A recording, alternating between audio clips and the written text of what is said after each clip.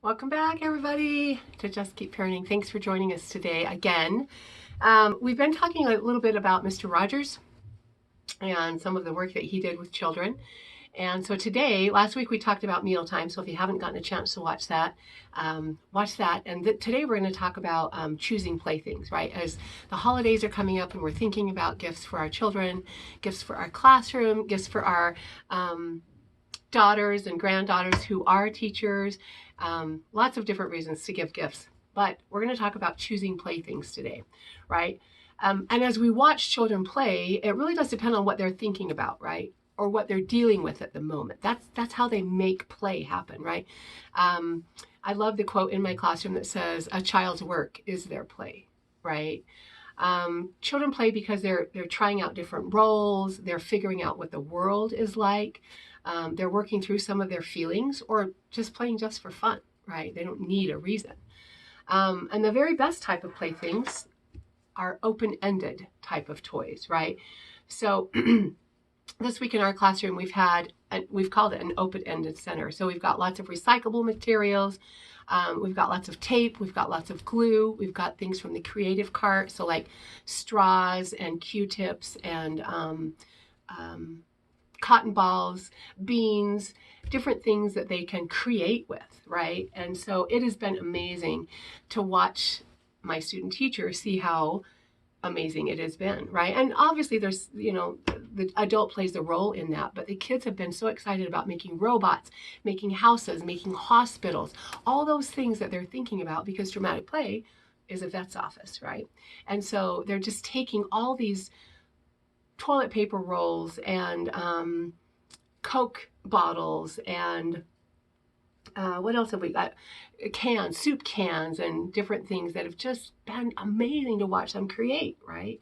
Because as children use blocks and stuffed animals, toy cars, right, and clay and art supplies, they can make whatever they're working on at that moment, right? They can make whatever is going on in here, they can play through it, right? And their play is determined by their needs. So single action toys is what Mr. Rogers calls them, right? It limits their play, right? Almost like they're following formula. And so we got to think about what can we do? And we've all seen it, right? In our own lives, we've all seen, we think we have the best toy for our child and then they play with the box, right? That the toy came in. And so thinking about that, right? And thinking about the play themes that the kids are going to be using, right?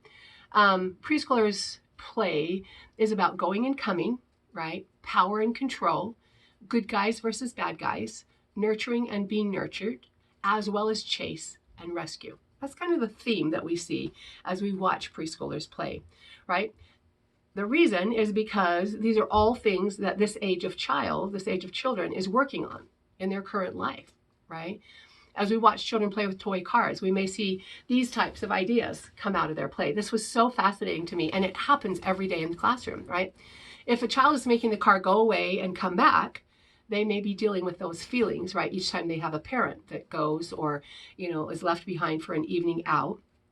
The children are the ones that are left behind, right? And wondering when or if my parents are going to come back, right? So when they play, the children are the ones in charge, right, of when things go away and when things come back. They love that control because they don't have a whole lot of control in their life as a preschooler. As they play scenarios, right, over and over, sometimes to the nth degree, right, they come to trust things and people, right? And so the cars will return. They trust that those things are going to return as they play those scenarios over and over again. They can also use these same cars, right, if they're working through some self-control issues, right? They're working to keep their cars on like a track of blocks or even a track of masking tape, right? They can feel that they're able to keep something else within the bounds, right? If a family has moved and there's chaos everywhere, as you're unpacking the boxes and whatnot, sometimes we see children lining up their cars, right, to create some order in their life because chaos is around us. And it's natural chaos, right? We've moved and it's happened. But we see them trying to create order in other aspects of their play because life is chaotic. Dolls and stuffed animals help children try out what it feels like to be mothers and fathers who care for babies, right? Prepare meals, make rules, right? Playing a baby can also be a relief, right? As we see, sometimes I'll see kids with their thumb in their mouth. They're like, no, no, no, no, no, right? They start playing that baby talk because it can be a relief of the pressures, right? Of being more grown up, right? I know we have a lot of people in the booth right now doing observations for their child development class. And sometimes they'll say, oh, this is just so relaxing to watch these kids play. And I said, yeah, totally different from your play, isn't it? Right. And so them watching the kids play is that relief of pressure from their life, right? And the kids do the same thing. They want to be the baby because there's relief of pressure from being that 4 and 5-year-old child. So play is about power, right? Powers are important in the lives of preschoolers, right? They realize that grown-ups have power over most things, right? What we eat, when it's bedtime, what's acceptable behavior. So playing about power offers children time to be in control for just a few minutes, right? They love to pretend to be grown-ups with their clothes. They like notebooks, right? Sometimes they have a briefcase that they carry around. They have a phone, right, that they're talking back and forth on. I remember a few years ago, we had a child and she was in a house. So a dramatic play was a house. I like to have the house when the kids come to school at the beginning of the year and then second semester because they've been away from school for a long time. And so coming back to something familiar, right? The house. And it helps them there again, that comfort level, right? That safety, that trust that we're trying to have them have. Anyway, she was on the phone, right? She's on the phone talking. She's stirring something on the stove. And then she opens the refrigerator and then she, with her hip, she closes the refrigerator, right? And I thought she has seen her mother or father do this at home, right? So she's creating that role again. They want to feel what it's like to be the grown-up because they know that those grown-ups have power, right? They also enjoy the power as they construct and knock things over. We have kids all the time, right? In the block area, we have a rule, you can only knock it over if you've built it. Because some kids will just come up from another center and see a tower and they're like, boom, knock it over, right? They love that control, right? That power. They play with people figures, right? I see them putting them where they want them, right? And have them do what they want to do. So we have a lot of figures just in the math cart and they'll get that box out and just play and line them up and talk to each other because they are in control. Okay, so let's talk about aggressive toys for a minute, right? Power typically equals a weapon in children's minds. And children sometimes have fantasies about unlimited power and control because it's something that they don't have at this point. So toys such as guns and swords, water pistols, right? It gives a message that the way to handle conflict is to wipe out the guys, right? Wipe out the bad guys, right? With the force. And so superheroes are very popular, right? At this age because conquering the enemy lets children feel more in control. So this pretending sometimes becomes too scary for certain children, right? And it needs to be stopped. So as the adults, as the teachers, as the parents in their life, we need to step in and show them that it is just pretend because sometimes it starts to feel very real to them. Let's talk about electronic games. We have that in our society. It is a part of who we are right now. But the reason that they're not very open-ended for the most part, right? They're limited, they have repetitive fantasies, right? So we need to figure out, and we've talked a lot about this in years past, but how to set limits, right, on that kind of play. And so do we have a role as a parent, as an adult, as a teacher in child's play, right? So we need to offer toys that can be used in all kinds of imaginative play, right? Creative ways. We want to give them time to play, right? They sense that we care for them when we give them quiet time to play by themselves or with a friend.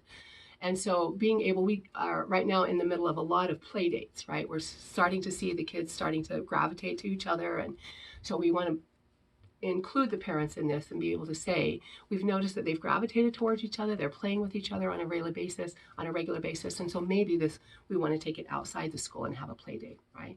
We've got to give them time to play. We have, here in the lab school, we have open-ended play, which we call discovery time for an hour, right? Because the research tells us that 15-20 minutes is not enough time for them to delve into the creative and that imaginative play. So we have it for an hour, and it is amazing to see what happens in that hour of play. We can offer an extension to their play, right? Things like an empty box can change the play up, right? If they're fighting with characters, right? Encourage a box to be used as a hospital for the wounded people, right? So we've just kind of redirected them. We can turn chase games into rescue games so that it's not about the chasing. And we have to remember that children are seduced by advertisements, right? We all are. We all are seduced, right? But just because children ask for something doesn't mean that they really want it or need it, right? We can be honest with our children, let them know our feelings. This helps us to teach values, right? Model values and have that conversation with them. I love this quote from Dr. Rogers, Mr. Rogers. It says, "Children's work is their play, and the more we encourage them to play, the more we will be giving them an important resource for learning and for growing all through their lives." Right? A resource. We're teaching them how to play. So, the helpful hints that are at the end of every chapter in this book. We offer open-ended toys. We've talked about that, right? Some of the best toys are inexpensive or free, right? Remembering that before throwing something away, think about whether it can be recycled, right, into your child's play. Younger children need things that resemble the same thing, right, when they're making things. Older children have more fully developed imaginations, so they can take something and make it into something, whereas younger children have a harder time doing that. We can store toys in see-through containers so the kids can see what's in there. Too many toys, right? Sometimes we overstimulate. That's one of the things we talk about with the teachers is, does the table that you're teaching at, is it overstimulated? Is there too much going on, right? And so keep the toys on a rotating basis so that they can then be done with this toy, we put it away, and in a few months we bring it back out again, right? And if a bad guy, right, if we're talking about bad guys and it scares your child, teach them to use their big voice, right? Say, stop that. I don't like it when you play like that, right? We call it the big voice from conscious discipline, but we teach children how to use that big voice. Not a loud voice, but it's a very assertive voice. And the last thing that we can do is we can prepare ourselves and the children before we go to a store, right? We can have that conversation. Saying no at home can be easier than saying no at the store. So as you're getting ready to choose choice for the holidays and think about what gifts you can give to your children that would be a learning resource for them, I hope you'll consider some of these things that we've talked about today. Just keep parenting, everybody. Thanks for joining.